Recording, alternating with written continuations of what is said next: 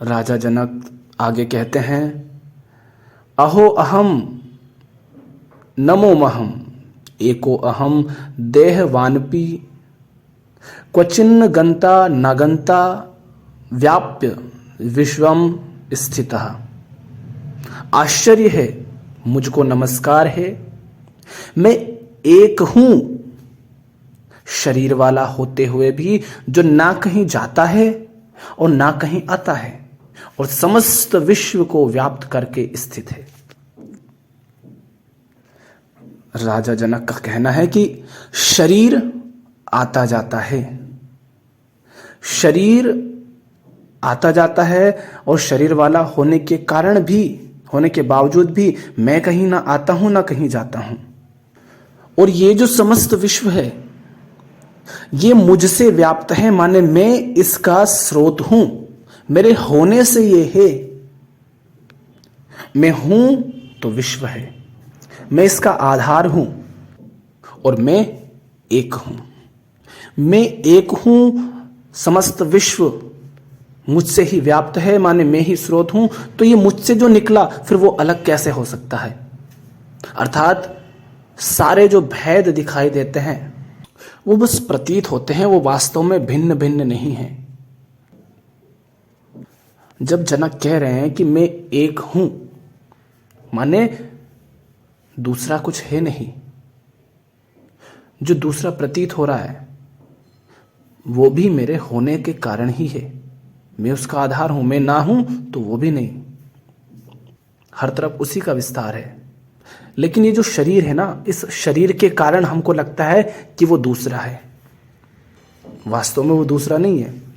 एक शरीर है, उस शरीर है, मस्तिष्क है, उसको अलग माहौल मिला, अलग परिस्थितियां मिली, अलग वातावरण, अलग संस्कार, ये सब उसके कारण वो उस दूसरे से अलग दिखाई पड़ता है। पर आप अगर पीछे लौटते जाएं, स्रोत की तरफ लौटते जाएं, तो जितना पीछे लौटते जाएंगे उन दोनों के सारे भेद खत्म होते जाएंगे। जो संसार से उनमें डाले गए हैं, जैसे इसको ऐसे ही मान लो, एक गिलास है, 2-4-6 गिलास है, उनमें आप अलग अलग तरीके, एक जल डाल दो, उस जल में अलग अलग तरह के रंग डाल दो और अन्य वस्तुएं डाल दो, और ये सब डालने के कारण वो सब अलग अलग दिखाई दे रहे हैं, पर वास्तव में वो अलग अलग नहीं है। आप उन सबको जैसे जैसे निकालते जाओगे तुम्हें पता चलेगा कि वो सब बिल्कुल शुद्ध हो गए और सब में सब एक ही है, कोई अंतर नहीं है, जल ही जल है। उसको भी निकाल दो तो खाली गिलास है। तो सारे जो भेद है, एक व्यक्ति का दुख दूसरे व्यक्ति के दुख से अलग होता है क्या? चाहे आप दुख का अनुभव करें या मैं करूं या कोई और करे, दुख तो दुख होता है। हाथ कटने पर जो दर्द होता है, चाहे आपका हाथ कटे या किसी और का, दर्द तो दर्द होता है, उसको भी उतना ही दर्द होगा, उसको भी उतना ही दर्द होगा। सहन करने की क्षमता आप विकसित कर सकते हैं अभ्यास से, किंतु दर्द तो उतना ही रहेगा ना। उसको सहन करने वाला अभ्यास के कारण थोड़ा सा ज्यादा मजबूत हो सकता है। और थोड़ा और अगर ध्यान से देखो तो ना तो शरीरों में अंतर है, ना मन की उस पूरी प्रक्रिया में अंतर है, कुछ भी अंतर नहीं है। काम, क्रोध, लोभ, मोह, ईर्ष्या, यही सब सूक्ष्म तल पर है और स्थूल तल पर शरीर है। और जो कुछ भी स्थूल दिखाई दे रहा है वो सब उन पंचभूतों का, पंचतत्वों का खेल है। और ये सब प्रकृति के 3 गुणों सत रज तम के अनुसार क्रिया कर रहे हैं। चलो इसको ऐसे देखो, मैंने कहा कि स्रोत की तरफ मुड़ो, ठीक। आपको लगता है ना कि आप संसार से अलग हैं, संसार अलग है, वो व्यक्ति अलग है, आप अलग हो, आपके पिता अलग हैं, आप यही कह रहे हैं ना। मान लो कि आप, ये जो शरीर और मन, यही आप हो, ठीक। इसी के आधार पर तो चूंकि आप कह रहे हो ना कि आप अलग हो, क्योंकि यही है जो अलग है। जो स्रोत है, जो एकमात्र सत्ता है, वह तो अलग नहीं है, वह तो एक ही है, हर जगह वही व्याप्त है, उसके अतिरिक्त और कुछ है ही नहीं। पर मन, शरीर, इन सब के कारण तुम कह रहे हो कि तुम अलग हो। तो इसको ऐसे देखो, तुम जिस शरीर की बात कर रहे हो, क्या सूरज ना हो तो वो शरीर हो सकता है? नहीं हो सकता ना। अर्थात सूरज से तुम अलग नहीं हो, सूरज और तुम एक हो। वायु के बिना क्या वो हो सकता है? नहीं। अच्छा, ये जो जल है उसके बिना हो सकता है? क्या अग्नि के बिना वो हो सकता है? अग्नि, ताप। क्या मिट्टी के बिना वो हो सकता है? नहीं।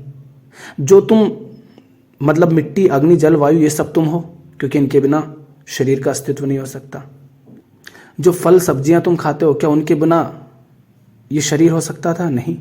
अर्थात वो फल सब्जी भी तुम हो, क्योंकि उन्हीं से तो तुम छोटू से थे, वहां से यहां तक पहुंचे हो। तो तुम कौन हो?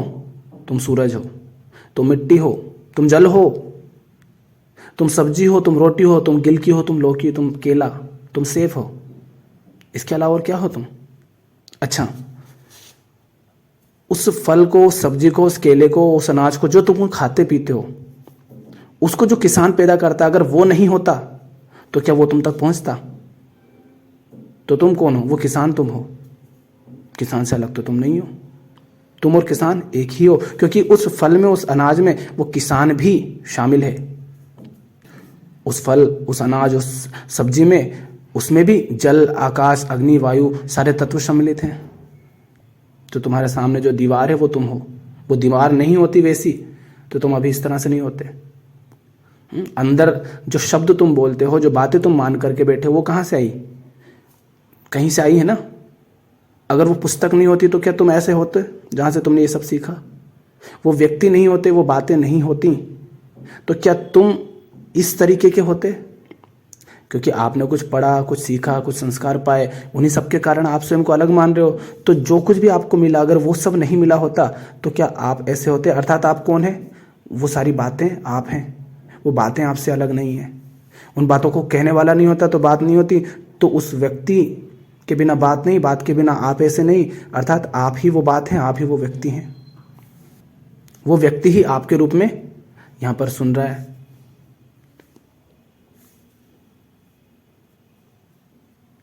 तो पूरा अस्तित्व आपस में जुड़ा हुआ है और कुछ भी अलग नहीं है। इसलिए जनक कहते हैं मैं एक हूं। वह एक चेतना ही है जो हर जगह व्याप्त है, सिर्फ वही है। एक कण भी ऐसा नहीं, एक सुई की नोक बराबर भी ऐसा स्थान नहीं जो चेतना विहीन है। हर जगह संभावना है। और हम शुरू से ही देख रहे हैं, हमने बात करी थी कि जनक बस ये जान गए हैं कि ये जो सामने दृश्य जगत है ये मुझसे भिन्न नहीं है। मैं अभिन्न हूं इससे, ये मेरा ही विस्तार है, मैं ही व्याप्त हूं। द्वैत है ही नहीं, दूसरा कुछ है ही नहीं। जो कुछ भिन्न प्रतीत होता है वह भिन्न है नहीं, उनमें भेद है नहीं, उनमें और मुझ में भेद है नहीं, क्योंकि उन सारे विषयों का स्रोत मैं हूं, इसलिए मैं उनसे पृथक नहीं हूं। फिर वो कह रहा है ना कि देह माने शरीर वाला होते हुए भी जो ना कहीं जाता है और ना कहीं आता है और समस्त विश्व को व्याप्त करके स्थित है। इसको ऐसे देखो, देह तो आती जाती है ना, हमको लगता है कि मैं भी आता जाता हूं, नहीं, उस देह के कारण ऐसा प्रतीत होता है कि सब कुछ अलग है और मैं आता जाता हूं। इसको ऐसे देखो, आप सपना देख रहे हो, सपना आपने रचा, आपकी ही रचना है। उस सपने के अंदर आप आते हैं, जाते हैं, भागदौड़ कर रहे हैं, पर क्या सचमुच आप भागदौड़ कर रहे हैं? जैसे ही नींद खुलती है आप पाते हो ना संसार है ना कोई भागदौड़ है। लेकिन जब स्वप्न देख रहे हो तब आपको ये पता नहीं चल पा रहा है कि आप उस भागदौड़ में भागदौड़ आप नहीं कर रहे हैं, आप स्थिर हैं, आप शांत हैं, आप उसके साथ ही एक हो जाते हैं। किंतु आप उस सपने में जो भाग दौड़ रहा है वो आप नहीं दौड़ रहे हैं, किंतु फिर भी उन सबके आधार में आप ही हैं, क्योंकि उसका स्रोत आप हैं। तो वह कह रहे हैं मैं एक हूं और मैं स्थिर हूं, मुझसे ही विश्व व्याप्त है, मैं ही विश्व का स्रोत हूं, उसका आधार हूं। जिसको द्वैत प्रतीत होता है वो अहंकार है, अहंकार जब मिट जाता है तब दूसरा कुछ नहीं रहता। अहंकार क्या है? ये मैं भाव। और जब तक मैं है, वो मैं का अर्थ ही है कि मेरे अतिरिक्त भी कोई और है, अन्यथा मैं कहने की भी आवश्यकता क्या?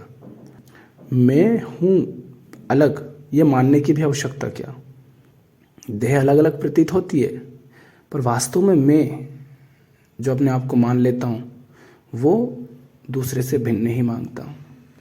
माने एक मैं हूं, एक संसार है, दृश्य जगत। अगर मैं ना रहे और तुम आसमान से देखो स्वयं को, अभी जहां हो वहीं बैठ करके तुम ये कल्पना करो कि तुम आसमान से देख रहे हो, तो तुम्हें क्या दिखेगा? जिससे बाकी सारे शरीर दौड़ रहे हैं, ऐसे ही ये शरीर भी दौड़ रहा है। सारे मन दौड़ रहे हैं, वैसे ये मन भी दौड़ रहा है। और क्या चल रहा है? बस जैसे पृथ्वी घूम रही है, दौड़ रही है, वैसे ही सारे ग्रह दौड़ रहे हैं, ग्रह नक्षत्र, सारा खेल चल रहा है बस। उसमें अलग क्या है? कुछ भी। थोड़ा और ऊपर जाओगे तो तुम दिखाई नहीं पड़ोगे, चींटी जैसे हो जाओगे। और ऊपर जाओगे तो कुछ नहीं दिखा, सिर्फ पृथ्वी दिखेगी, छोटी सी बॉल की तरह। उसमें तुम कहाँ स्वयं को अलग देख रहे हो, उस शरीर के साथ जुड़ करके? पर चूंकि हम बहुत सीमित